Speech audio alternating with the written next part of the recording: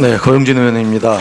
유영민 후보자께서 국내 1세대 최고 정보 책임자로서 LG전자가 정보화 우수 기업으로 날 수 있는 기반을 마련했다는 평가도 받았고, 또 소프트웨어 진흥원장 또 재직 시에는 재임 1년 만에 기관 평가를 하위권에서 1위로 바꿔놓았다 등등 이런 좋은 평가가 있어서 사실은 오늘 인사청문회에서 4차 산업혁명을 어떻게 우리가 선도해 나갈 것인가, 그리고 가계통신비를 어떻게 하면 우리가 줄일 수 있을 것인가 이런 정책 질의를 하고 싶었습니다만, 앞서서 몇몇 의원님들께서 지금 유영민 후보자를 공직 부적격 사유 5대 비리 중에 위장전입 부동산 투기 세금 탈루자로서 이렇게 자꾸 규정을 짓는 것 같아서 그런 제가 좀 점검을 하고 싶고요. 또 하나, 수많은 우리 서울 인근에서 주말 농장을 하거나 농사를 짓고 있는 많은 분들을 위장 전입자로 지금 잘못하면 부동산 투기자로 지금 만들 수 있는 그런 내용들이기 때문에 제가 좀 짚고 넘어가고자 합니다. 우선 양평 땅 관련해 가지고요. 위장 전입과 부동산 투기라는 그런 지적에 대해서 동의하십니까? 동의하지 않습니다. 양평 땅을 용천리와 옥천리 땅을 구입하신 거죠? 그렇습니다. 실제 농사 지었습니까? 지었습니다. 짓고 있습니다. 제가 받은 자료 중에요, 영농일지라는 게 있습니다. 혹시 아시는가요? 아내가 쭉 기록하는 영농일지입니다. 이거 알고 계시죠? 알고 있습니다. 2010년부터, 그러니까 이게 옥천리 땅을 매입한 시점 같아요. 옥천리 땅이 한 900평 정도 되는데 실제 농사를 제대로 지을 수 있는 땅은 옥천리 땅이거든요. 그렇습니다. 이걸 2010년부터 매월 본인이 했던 뭐 나무를 심었던 것, 뭐 모종을 했던 거, 수확을 했던 거, 그다음에 농약을 썼는지 안 썼는지 가지치기 했던 것들이 빼곡히 기록되어 있는데 이것은 실제 기록한 내용 맞죠? 그렇습니다. 공부하는 겸 기록을 쭉 하고 있습니다. 그럼 이런 내용들을 왜 제출 안 하십니까? 알겠습니다. 이것들도 이거 문제 제기를 하시는 의원님들께 좀 전달을 해 주시고요. 또 부인 되시는 그 영자 여사님께서는 농어협동조합을 가입하고 농업대를 졸업한 사실이 있습니까? 그렇습니다. 농사에 관심 없는 사람이 이런 행동을 하겠습니까? 저는 굉장히 좋아하고 있다 생각합니다.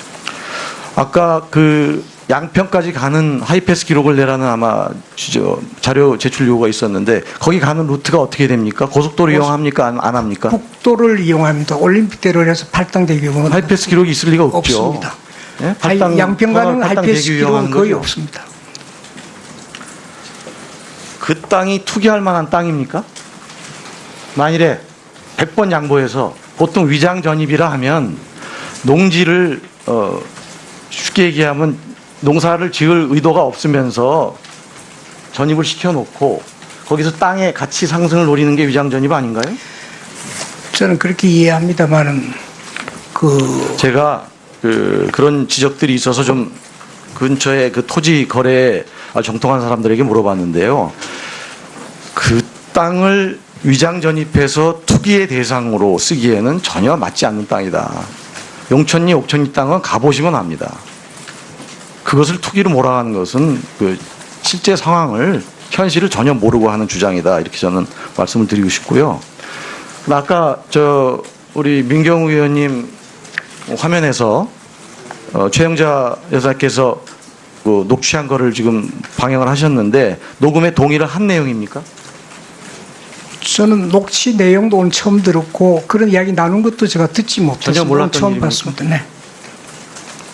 음성 변조는 왜 했는지 저는 의구심을 지울 수가 없습니다. 이게 당사자의 동의를 받고 한 그러한 그 녹취물인지, 그리고 왜 음성 변조를 했는지 저는 의혹을 지울 수가 없고요. 이런 식의 인사청문은 그야말로 흠집 내기를 위한 신상털기의 다름 아니다. 저는 그렇게 생각을 합니다. 그래서 그야말로 우리가 다른 장관도 아니고 우리 미래창조과학부를 이끌 그런 후보자에 대해서는 이런 식의 현실을 무시한, 실제적으로 상황을 제대로 파악하지도 않은 내용들이 난무하는 것은 저는 참 바람직하지 않다고 보고, 앞으로 우리나라를 어떻게 4차 산업혁명의 선도자로서 끌고 갈 것인가에 대한 그런 정책 질의에 집중하는 것이 옳지 않나, 저는 이렇게 생각을 합니다. 더 하나, 우리 오피스텔 부분이 있는데요. 오피스텔은 얼마를 구입 가격 말씀하십니까? 그건 좀 확실히 기억 안 나는데 아마 8, 9천 정도 되지 않았을까 확실히 모르겠습니다.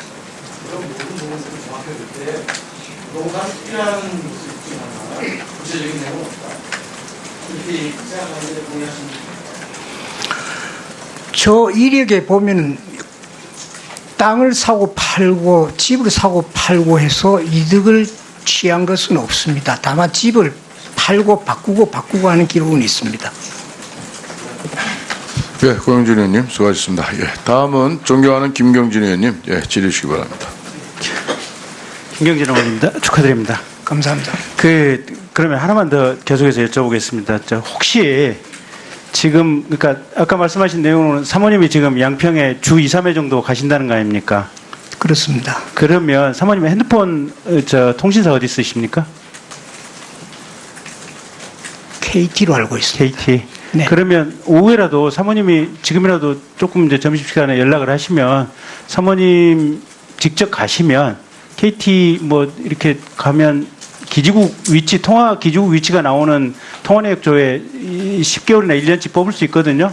그 뽑아보면 네, 그렇게 하겠습니다. 주 2, 3회 양평에 있었는지 없었는지 사모님 확인되면 뭐 어느 정도 사실인지 아닌지 확인될 거 아니겠습니까? 그 외에 양평에서 쓴 카드 내역이라든가 이런 거 그러면 객관적인 자료 좀 해서 오후에 좀 바로 제출해 주십시오. 그렇게 하겠습니다. 그리고 아까 김정재 의원께서 이제 요청하셨던 자료 중에 이제 따님으로부터 뭐 월 150만 원씩 쭉 받았다 나중에 이제 뭐 한 서너 번 나눠서 집 살 때 돌려줬다고 하는 부분 그 부분 자료도 반드시 좀 내주셔야 될 것 같아요. 그 자료가 있는 걸로 제가 알고 있습니다. 다만 어쨌든 딸의 모든 돈 들어가고 나온 걸 다 하기가 어려워서 네.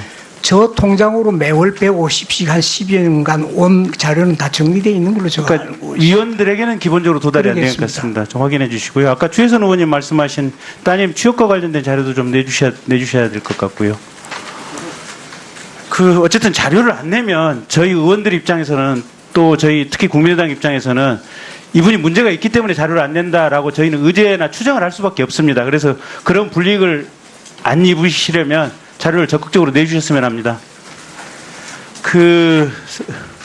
후보자님 선거 출마해 보셨죠? 작년에 했습니다.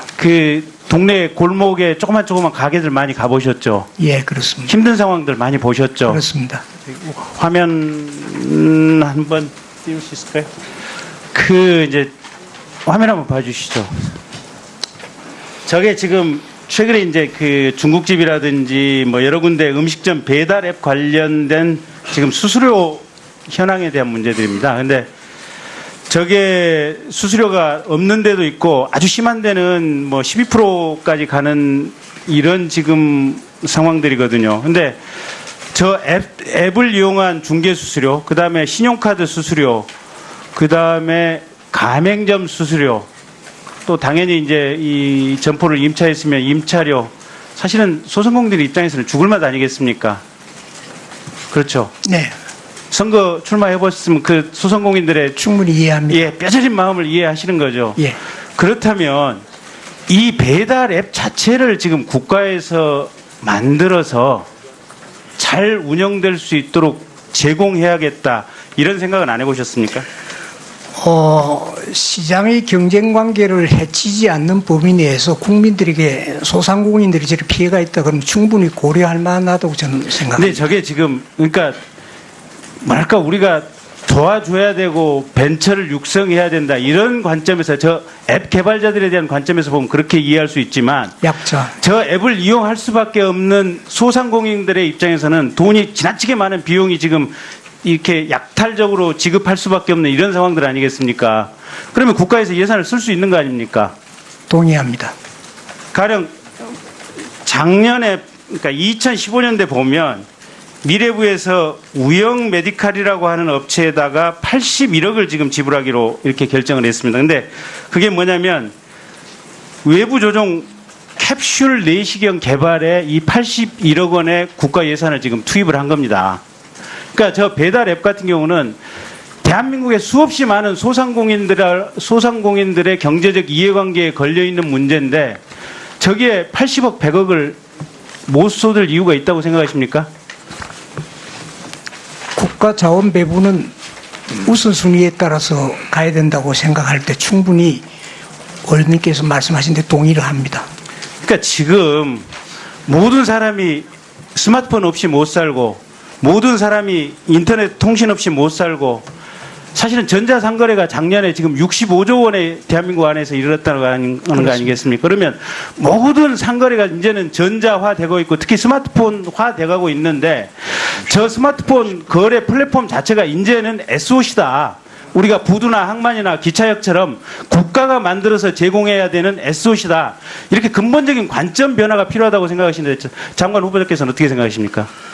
국가 기관 분야의 하나로 인식되는 것은 흐름 자체가 언젠가는 오리라고 저도 동의를 합니다. 그러니까 후보자께서 장관으로 임명이 되시면 그런 사고의 전환, 철학의 전환을 통해서 이제는 포탈도 그렇고 그렇습니다. 아까 김성태 의원님 말씀하신 것처럼 그다음에 이런 저런 앱들도 그렇고 국가가 기본적인 이 만들어서 제공해야 되는 어떤 사회 관념적인 전자적인 SOC다 이렇게 좀 기본적인 관점의 변화를 해야 될 시점 아니겠습니까? 시장이라는 걸 또 같이 좀 놓고 봐야 되지만은 기본적으로 공공재의 성격이라든가 이런 측면에서도 같이 고려돼야 된다고 동의합니다. 예. 하는 겸 기록을 쭉 하고 있습니다. 그럼 이런 내용들을 왜 제출 안 하십니까? 알겠습니다. 이것들도 이건 문제 제기를 하시는 의원님들께 좀 전달을 해주시고요.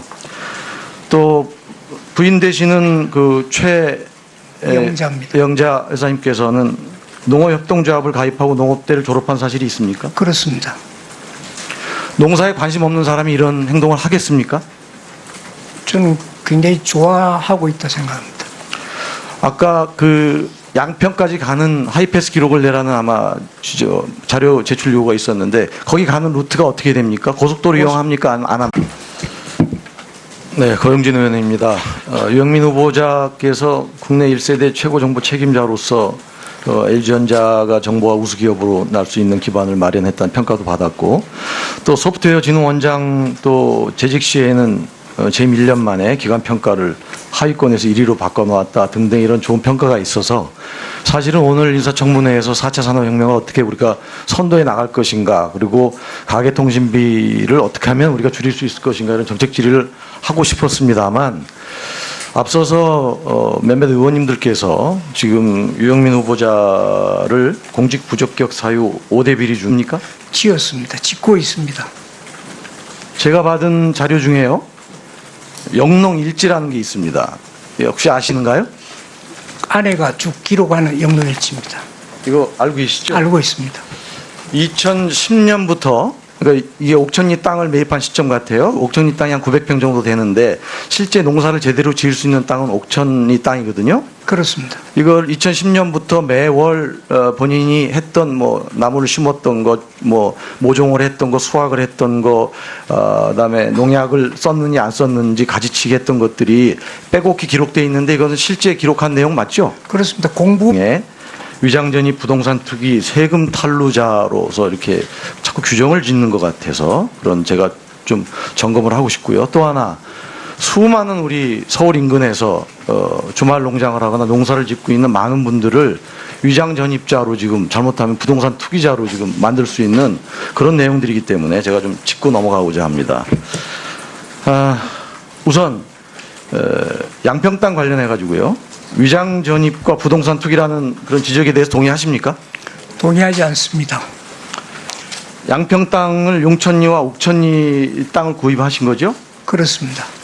실제 농사 지었습니까? 국도를 이용합니다. 올림픽대로 해서 팔당대교는 하이패스 기록이 있을 리가 없죠. 없습니다. 예? 팔당, 양평가는 팔당 하이패스 대교 기록은 이용하는 거의 거죠? 없습니다. 그 땅이 투기할 만한 땅입니까? 만일에 100번 양보해서 보통 위장 전입이라 하면 농지를 쉽게 얘기하면 농사를 지을 의도가 없으면서 전입을 시켜놓고 거기서 땅의 가치 상승을 노리는 게 위장 전입 아닌가요? 저는 그렇게 이해합니다만은 제가 그런 지적들이 있어서 좀 근처에 그 토지 거래에 정통한 사람들에게 물어봤는데요.